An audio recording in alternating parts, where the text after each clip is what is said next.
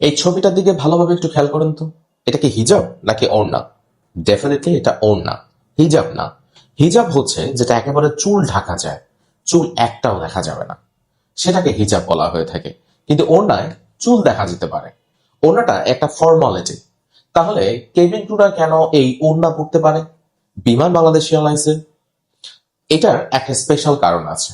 বিমান বাংলাদেশ এয়ারলাইন্সের মহিলা কেবিন ক্রুদের ওড়না পরার অনুমোদন আছে, তবে সেটা শুধুমাত্র হজ ফ্লাইটের জন্য, কারণ এখানে ইসলামিক সেন্টিমেন্ট কাজ করে।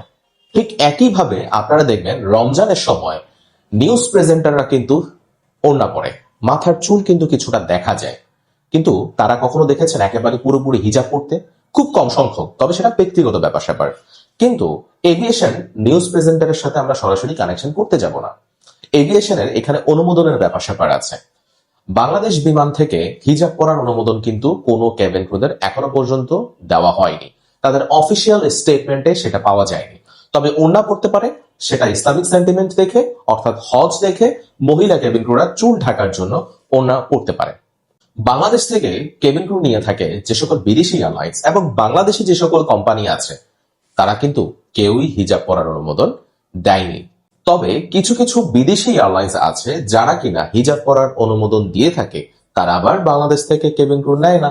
সুতরাং সেই ব্যাপারে জেনেও লাভ নেই। তবে আপনি যদি জানতে চান যে কোন কোন এয়ারলাইন্সে কেবিন ক্রু বা বিমানবালারা, বিশেষ করে মহিলা বিমানবালারা হিজাব পড়তে পারে, সেটা আমি জানিয়ে দিতে পারি কমেন্ট বক্সে। আপনি কমেন্ট বক্স চেক করলেই পেয়ে যাবেন কোন কোন এয়ারলাইন্স হিজাব পরার অনুমোদন দিয়ে থাকে।